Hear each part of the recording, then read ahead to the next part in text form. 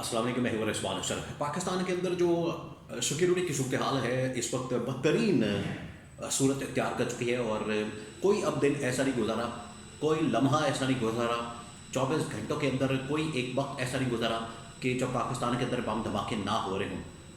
ہر دن جو ہے کوئی نہ کوئی بم دھماکہ ہو رہا ہے، کسی جگہ خودکش حملہ ہو رہا ہے، کسی جگہ لوگوں کو مارا جا رہا ہے، کسی جگہ لوگوں کو ہاسٹیج بنایا جا رہا ہے، کسی جگہ مسجدوں پر حملے کیے جا رہے ہیں، مولانا اہم ترین جو علماء کرام ہیں ان کو مارا جا رہا ہے، کبھی کسی مفتی کو مار دیا جاتا ہے۔ تو صورتحال جو ہے بڑی گمبھیر ہو چکی ہے، اور دن میں دن اس کے اندر صورتحال بدتر ہوتی جا رہی ہے، بہتری کوئی نہیں آ رہی، امپروومنٹ کوئی نہیں آ رہی۔ اور اس کے لیے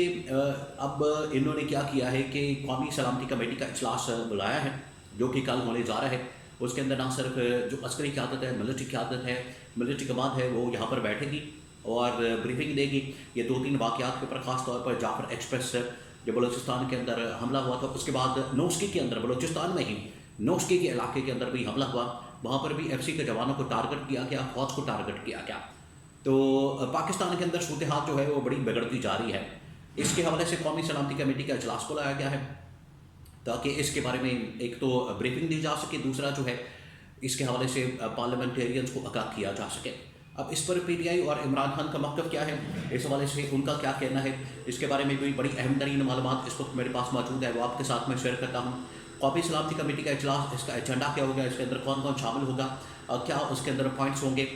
کس کس کی شرکت ہو سکتی ہے، اس کے حوالے سے بڑی اہم ترین معلومات میرے پاس موجود ہے۔ اور پاکستان کے اندر جو اس وقت صورتحال بن چکی ہے، پاکستان کے اندر جو اس وقت بگڑتی ہوئی سیکورٹی کی صورتحال دن بدن خراب ہو رہی ہے، اس کے پیچھے کیا وجہ ہے، اس کے حوالے سے بڑی اہم ترین معلومات میرے پاس موجود ہے، وہ آپ کے ساتھ میں شیئر کرتا ہوں۔ تو سب سے پہلے میں آپ کو جو اس وقت پاکستان کی بگڑتی ہوئی صورتحال ہے اس کے بارے میں آگاہ کرتا ہوں کہ آخرکار یہ کیوں بگڑتی جا رہی ہے۔ دیکھیے، پاکستان کے اوپر جو ہے وہ دشمن طاقتوں نے حملہ کیا، پاکستان کے اندر جو ہے وہ دہشت گردی کی وارداتیں کی گئیں اور یہاں پر حملے کیے گئے، اور یہ والا جو مہینہ ہے یہ بڑا بدترین مہینہ ثابت ہو رہا ہے۔ جو پچھلے مہینے واقعات ہوئے، پچھلے مہینے کے اندر جو وارداتیں کی گئیں، پچھلے مہینے جو دہشت گردی کے واقعات ہوئے، وہ تو اس طرح سے لگ رہا تھا کہ یہ بڑا بدترین مہینہ ثابت ہو سکتا ہے اس سال کا، لیکن اس سے اگلا مہینہ یعنی کہ یہ مہینہ مارچ کا مہینہ اور ہیوی رمضان کا مہینہ، اس مہینے کے اندر جو ہے دہشت گردی کی وارداتیں آسمان پر پہنچ چکی ہیں اور بڑھ چکی ہیں۔ سلسلہ شروع ہوتا ہے اکوڑا کھٹک سے، اکوڑا کھٹک کے اندر بعد میں اکوڑا کھٹک میں دارالعلوم حقانیہ کے اندر حملہ ہوتا ہے، بعد میں بنو کینٹ کے اندر حملہ ہوتا ہے، اس کے بعد جعفر ایکسپریس کا واقعہ ہوتا ہے، جعفر ایکسپریس کے اندر جو ہے ہاسٹیج سچویشن بنائی جاتی ہے، اس کے بعد ایک اور حملہ ہوتا ہے جو کہ اب نوشکی کے مقام کے اوپر ہوا ہے، پھر ادھر ساؤتھ وزیرستان میں جنڈولا کے مقام پر ایک دو اور مقامات کے اوپر، وہاں پر بھی جو سیکورٹی فورسز ہیں ان کو ٹارگٹ کیا جاتا ہے، ان کو نشانہ بنایا جاتا ہے۔ اور اب پشاور کے اندر بھی، کے پی کے اندر بھی اور بہت سارے علاقوں کے اندر اس وقت علماء کرام کو مارا جا رہا ہے، علماء کرام کو ٹارگٹ کیا جا رہا ہے، ان کو نشانہ بنایا جا رہا ہے، ان کو شہید کیا جا رہا ہے۔ تو آپ اس سے اندازہ کریں کہ پاکستان کے اندر جو فورسز ہیں جو پاکستان کے دفاع کرنے میں لگی ہے، ان کو ٹارگٹ کیا جا رہا ہے، ان کے اوپر حملہ کیا جا رہا ہے۔ اس کے علاوہ جو پاکستان کے علماء کرام ہیں ان کو ٹارگٹ کیا جا رہا ہے، اور اس کے علاوہ جو عام پاکستانی ہیں ان کو شہید کیا جا رہا ہے، ان کو ٹارگٹ کیا جا رہا ہے۔ یہ اس وقت بدترین صورتحال بن چکی ہے۔ اب اس کے معاملے کے اوپر جو ہے قومی سلامتی کمیٹی کا اجلاس بلا لیا گیا ہے جو کہ کل ہونے جا رہا ہے۔ یہ جو قومی سلامتی کمیٹی کا اجلاس ہونے جا رہا ہے کل، اس کے اندر جو ٹاپ ملٹری کمان ہے اس کی شرکت ہونی ہے، جس میں آرمی چیف جنرل عاصم سے لے کر ڈی جی آئی ایس آئی سے لے کر D G M I, military intelligence I S I M I, اور اس کے علاوہ ہو سکتا ہے کہ جو کوئٹہ کی ملٹری کمان ہے وہ بھی یہاں پر موجود ہو، کیونکہ یہ دو اہم ترین واقعات اب یہ دو ہو چکے ہیں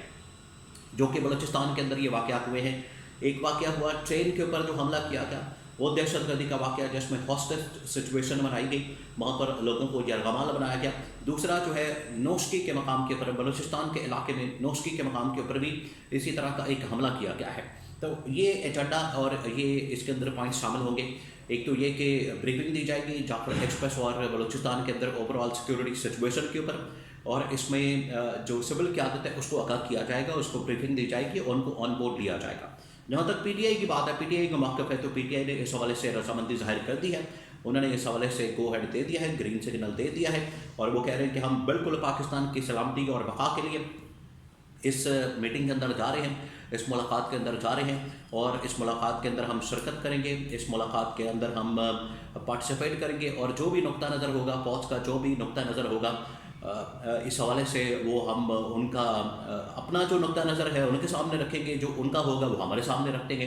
اور اس حوالے سے جب یہ واقعہ پیش آیا تھا جعفر ایکسپریس کا، تو پی ٹی آئی نے اس حوالے سے سوالات اٹھائے تھے۔ انہوں نے کہا تھا کہ ہمیں بہت سارے چیزوں کے اوپر تحفظات ہیں، معاملات کے اوپر تحفظات ہیں، اس کے حوالے سے بریفنگ دینا اس وقت حکومت اور اسٹیبلشمنٹ کی ملٹری کمان کی ذمہ داری ہے، تو یہ اب ہونے جا رہی ہے۔ آگے اگر اے پی سی بلائی جاتی ہے، آل پارٹیز کانفرنس، تو اس کے حوالے سے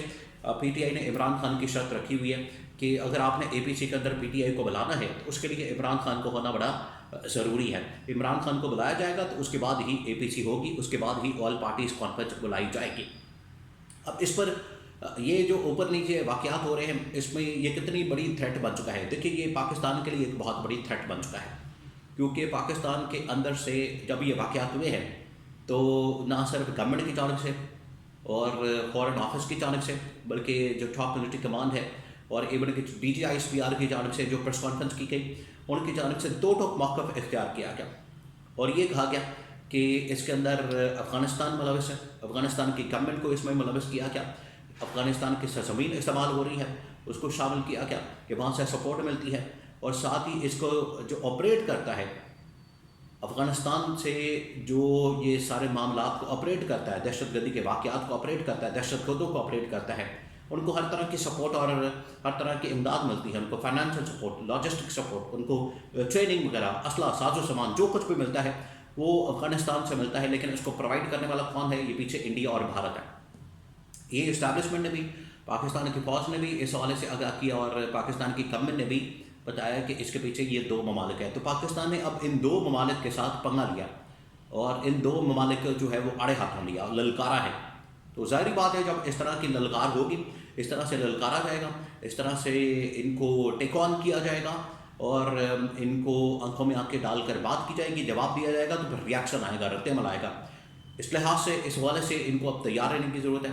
لاہور کے اندر، کراچی کے اندر، اسلام آباد کے اندر، بڑے بڑے شہروں کے اندر تھریٹ الرٹس آلریڈی جاری ہو چکے ہیں۔ لاہور کے اندر سے ایک دو دہشت گردوں کو، خودکش بمباروں کو بھی پکڑا گیا ہے، تو اس کا مطلب ہے کہ